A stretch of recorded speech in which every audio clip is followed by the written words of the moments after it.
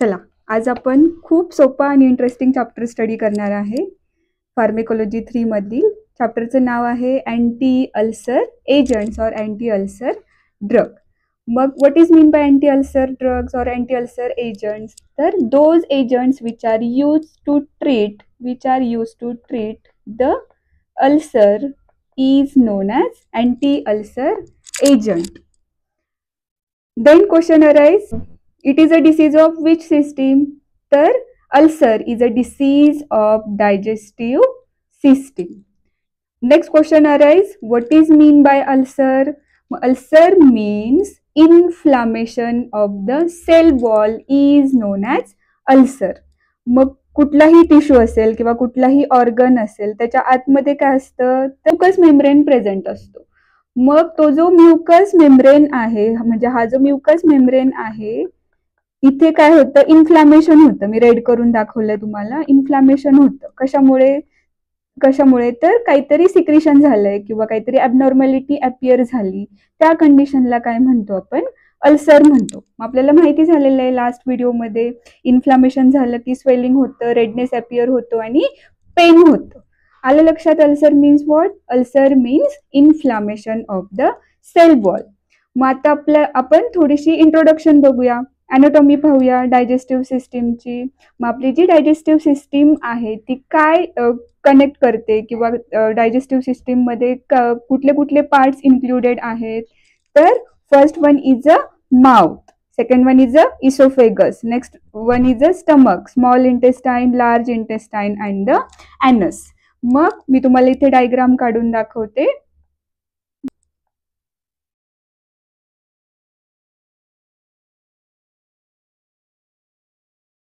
इथे बघूया आपण. मग हा जो पार्ट आहे तो कुठला आहे? इसोफेगस. या पार्टला काय म्हणतो आपण? इसोफेगस म्हणतो. इसोफेगस. हा जो पार्ट आहे तो कुठला आहे? स्टमक. आणि हे जे आहे ह्याला काय म्हणतो आपण? डिओडेनम. आणि इकडे small intestine, large intestine and small intestines are present. ठीक आहे. मग जे फूड पार्टिकल्स आहेत ते इथून माउथ मधून कुठे येणार आहेत? इसोफेगस मध्ये येणार आहेत. मग स्टमक मध्ये येणार आहे. मग स्टमक मध्ये हा जो लेअर आहे इथे काय प्रेझेंट आहे? तर म्युकस मेम्ब्रेन प्रेझेंट आहे. आणि इथून नॉर्मल अमाऊंट मध्ये ज्या वेळेला HCl बॉडीमध्ये सिक्रेट होतं त्यावेळेला हे जे कॉम्प्लेक्स मटेरियल होते इथले फूडचे ते काय होतात? तर स्मॉल पार्टिकल मध्ये कन्वर्ट होतात. स्मॉल पार्टिकल मध्ये काय होतात? कन्वर्ट होतात. आणि हे कन्वर्जन कशासाठी होतं? हे कन्वर्जन कधी होतं? तर जेव्हा काही एन्झाईम्स बॉडीमध्ये सिक्रेट्स होतील, स्टमकमध्ये सिक्रेट्स होतील, त्याच वेळेला काय होईल? तर फूडचं ब्रेकडाऊन होईल. This is a simple diagram of the stomach. फक्त तुमच्या स्टमकचे पार्ट लक्षात येण्यासाठी मी तुम्हाला सांगितलंय. मग विचार the accessory parts of the stomach. तर mouth, oesophagus, stomach, small intestine, large intestine and the anus. आलं इथपर्यंत लक्षात सगळ्यांच्या? देन आता आपल्या डायजेस्टिव्ह सिस्टीम मध्ये अशा काही ग्लँड्स आहेत, त्या सिक्रेट झाल्या तरच आपण घेतलेलं जे कॉम्प्लेक्स मटेरियल आहे ते काय होणार आहे? ब्रेक होणार आहे स्मॉल पार्टिकल मध्ये आणि त्यातून आपल्याला एनर्जी मिळणार आहे. मग अशा कुठल्या ग्लँड्स आहेत? तर first one is a liver gland, pancreatic gland and gallbladder gland. These glands are responsible to secrete the enzyme. These glands are responsible to secrete the enzyme. आणि हे जे एन्झाईम आहेत हे या एन्झाईमची हेल्प घेऊन आपल्या बॉडीमध्ये काय होतं? तर आपण जे फूड घेतलेलं आहे ते डायजेस्ट होतं आणि त्यातून आपल्याला एनर्जी मिळते. मग आता ही जी लिव्हर सेल आहे ती कुठला ज्यूस किंवा कुठला एन्झाईम सिक्रेट्स करतो आपण बघूया. तर बाईल ज्यूस किंवा बाईल लिव्हर मधून सिक्रेट केला जातो. त्याच्यानंतर आहे पॅनक्रियाज काय सिक्रेट्स करतात? तर इन्सुलिन सिक्रेट करतात आणि पेप्सिन सिक्रेट करतात किंवा HCl सिक्रेट्स करतात. आणि गॉल ब्लॅडरचं काम काय? तर जो पण बाईल लिव्हर मधून आलेला आहे तो स्टोअर करायचा आणि रिलीज करायचा. हे काम कोणाचं आहे? तर गॉल ब्लॅडरचं आहे. मग आपण मगाशी बघितलं होतं काय? तर असं इमॅजिन करूया की आपण माउथमधून फूड घेतलंय, ते इसोफेगसमधून स्टमकमध्ये गेलंय, मग स्टमकमध्ये गेल्यावरती काहीतरी ऍक्टिव्हिटी व्हायला पाहिजे. मग त्या वेळेला आपले जे लिव्हर्स आहे, पॅनक्रियाज आहे, गॉल ब्लॅडर्स आहे, ते काय करणार आहेत रे, तर एन्झाईम सिक्रीट्स करणार आहेत. मग कुठले कुठले एन्झाईम्स लागतात फूड डायजेस्ट करायला, तर बाईल, पेप्सिन आणि बाईल ज्यूस. मग ज्या वेळेला हे फूड एन्झाईम्स आणि फूडची ज्या वेळेला रिॲक्शन होईल, त्याच वेळेला complex food particle small particle मध्ये कन्वर्ट होणार आहेत आणि आपल्याला काय मिळणार आहे. आता आपल्याला काय बघायचं या पॉइंटमध्ये, तर functions of digestive system. Functions of the digestive system. मग एक तर तुमच्या लक्षात आलं असेल काय, तर breakdown of complex food into the small particle and it is converted into the energy. आणि अजून काय काम आहे, तर absorb the nutrients from the food. म्हणजे आपण जे पण कॉम्प्लेक्स फूड घेतलेलं त्याचं काय झालं, ब्रेकडाऊन झालं स्मॉल पार्टिकलमध्ये काय झालं, त्याचं ब्रेकडाऊन झालं आणि मग काय मिळाली, तर एनर्जी मिळाली. हे काम कोणाचं आहे, तर डायजेस्टिव्ह सिस्टीमचं आहे. ठीक आहे. मग आता इथे नॉर्मल तुमच्या लक्षात यावं म्हणून मी एक छोटीशी डायग्राम घेतलेली आहे. इथे बघा, दिस इज अ माउथ कॅव्हिटी. मग दिस इज अ माउथ कॅव्हिटी. मग ह्या माउथ कॅव्हिटी मधून काय आलंय, तर जे कॉम्प्लेक्स फूड आहे ते काय आले रे, आलंय. ठीक. Is a oesophagus. This area is known as a oesophagus. Then this is a liver.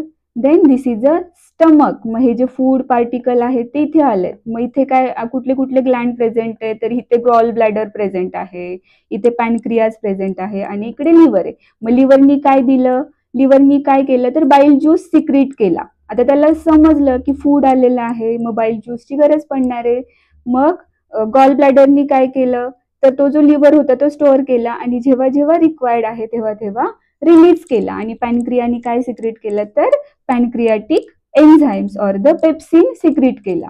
आणि मग हे जे कॉम्प्लेक्स मटेरियल होतं ते स्मॉल पार्टिकल मध्ये काय झालं, कन्वर्ट झालं. आणि this is a large intestine and this is a small intestine, किंवा ह्या पार्टला आपण डिओडेनम सुद्धा म्हणतो, duodenum area. And this is a anus. This is simple anatomical structure of the digestive system. Then आता आपल्याला जे महत्वाचं शिकायचं आहे, स्टडी करायचं आहे, ते म्हणजे काय, तर पेप्टिक अल्सर. ठीक आहे. मग बघूया आपण, तुम्हाला लक्षात आले अल्सर म्हणजे काय, इन्फ्लामेशन. मग इन्फ्लामेशन झालं की रेडनेस अपियर होतो, पेन अपियर होतं, स्वेलिंग अपियर होतं. मग हे जे इन्फ्लामेशन आहे किंवा ही जी पेन आहे ती कुठे अपियर होते, तर स्टमक मध्ये अपियर होते. म्हणून त्याला आपण काय म्हणतो, तर पेप्टिक अल्सर म्हणतो. Okay. Then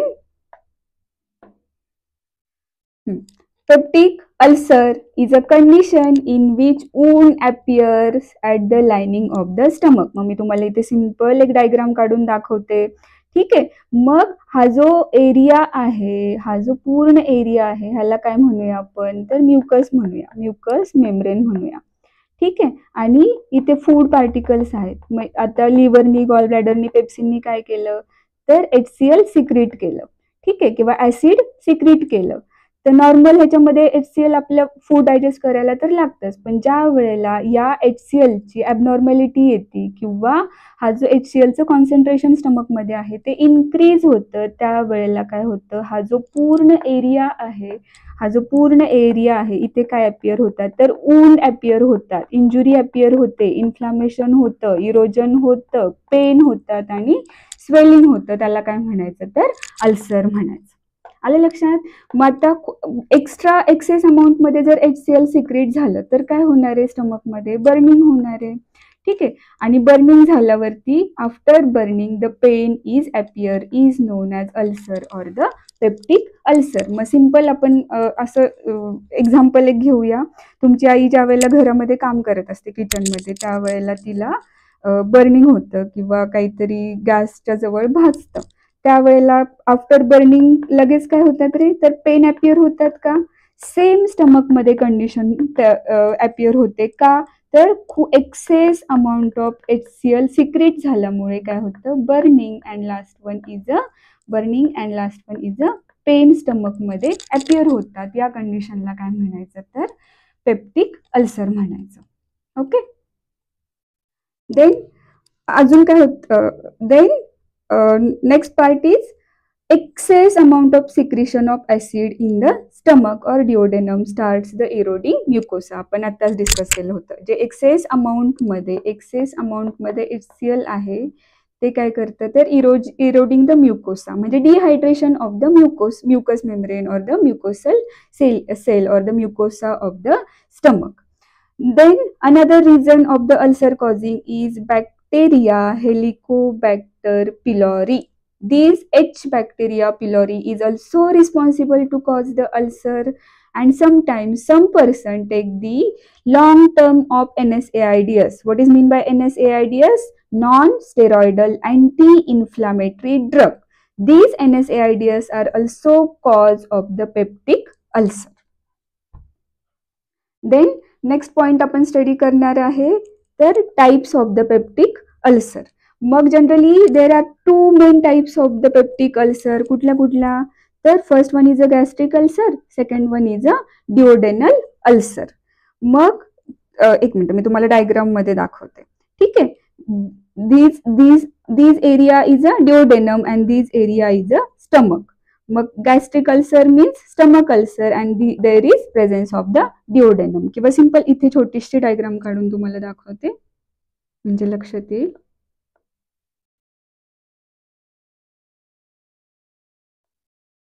this is a gastric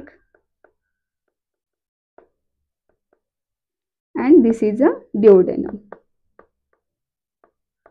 this is a gastric and this is a duodenum ulcer. मग गॅस्ट्रिक अल्सर मध्ये काय होतं, this gastric ulcer it may be acute or it may be chronic. Means what?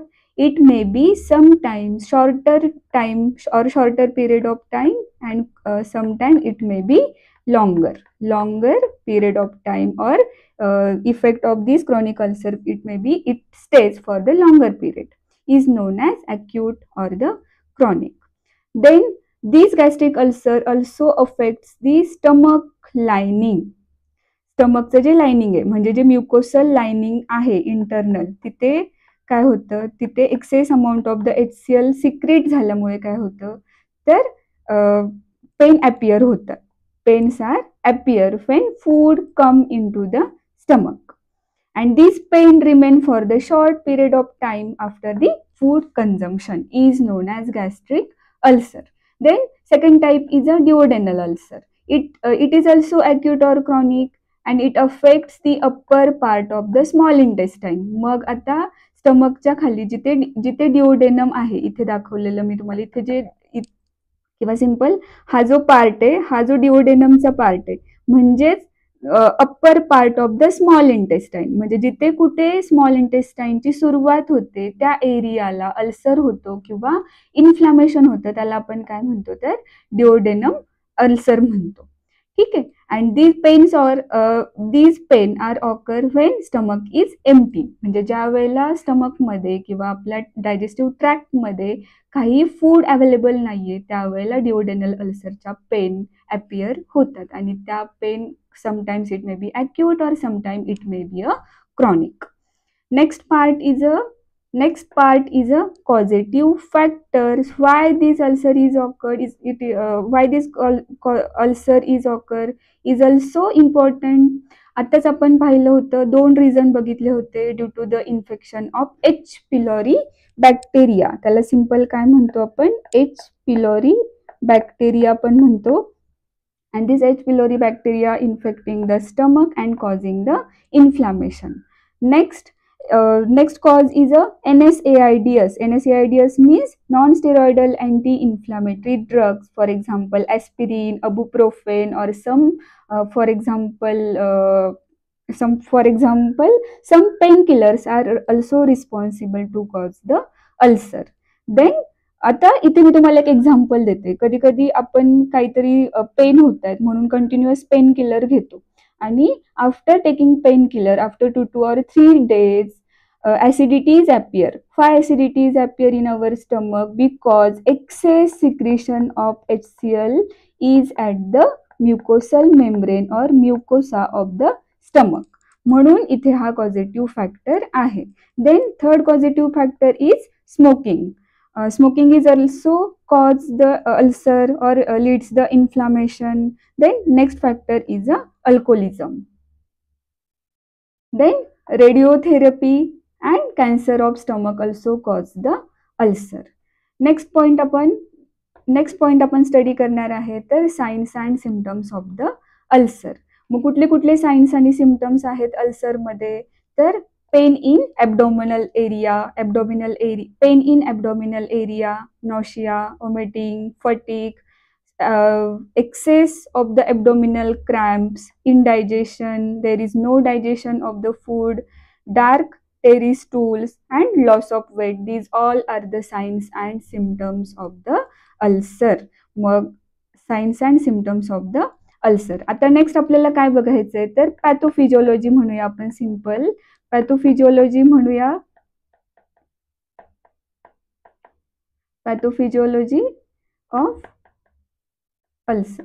तर खूप simple आणि interesting आहे पॅथोफिजिओलॉजी of ulcer. काय बघणार आहे आपण ह्याच्यामध्ये तर काय झालं रे सगळ्यात आधी तर HCl किंवा हायड्रोक्लोरिक ऍसिड किंवा पेप्सिन एन्झाईम एक्सेस अमाऊंट मध्ये काय झाला सिक्रेट झाला. एक्सेस अमाऊंट मध्ये सिक्रेट झाला. त्याच्यामुळे डायजेस्टिव्ह ट्रॅक्ट मध्ये काय झालं ह्या जो एरिया होता म्युकोसल एरिया होता तिथे काय झालं तर इन्फ्लामेशन झालं किंवा पेन झाला.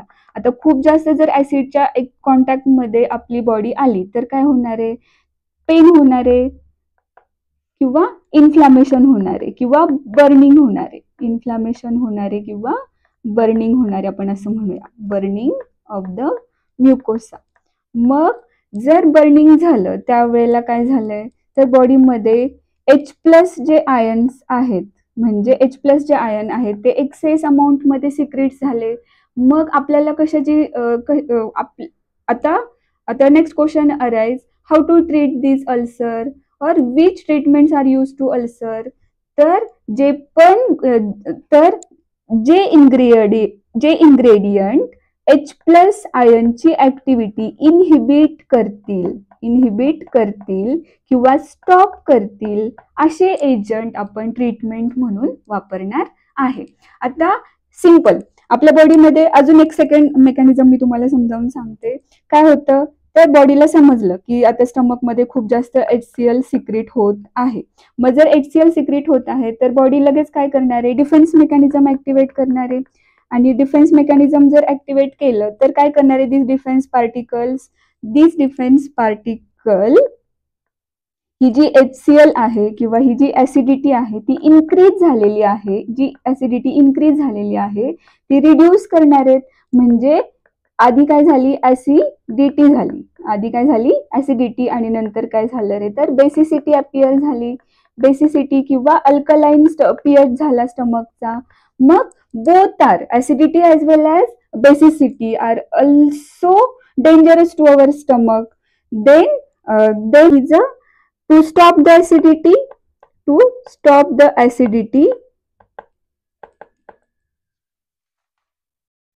and acid neutralizer म्हणजे डिफेन्स मेकॅनिझम ऍक्टिव्हेट होणार आहे. आपल्याला माहिती आहे बॉडीमध्ये ज्या वेळेला पण चेंजेस होतात त्यावेळेला आपली बॉडी डिफेन्सिव्ह मेकॅनिझम करते. म्हणजे HCl जास्त सिक्रेट झालेलं आहे ते रिड्यूस करायला पाहिजे. मग रिड्यूस कसं करणार आहे तर इनहिबिशन करून. आणि अजून सेकंड फॅक्टर काय तर ते जे H+ आहे त्याला न्यूट्रलाइज करून किंवा. And that's it for this video. Do let me know which topic should I cover. In next video we are going to learn treatment of anti-ulcer drugs. Thank you.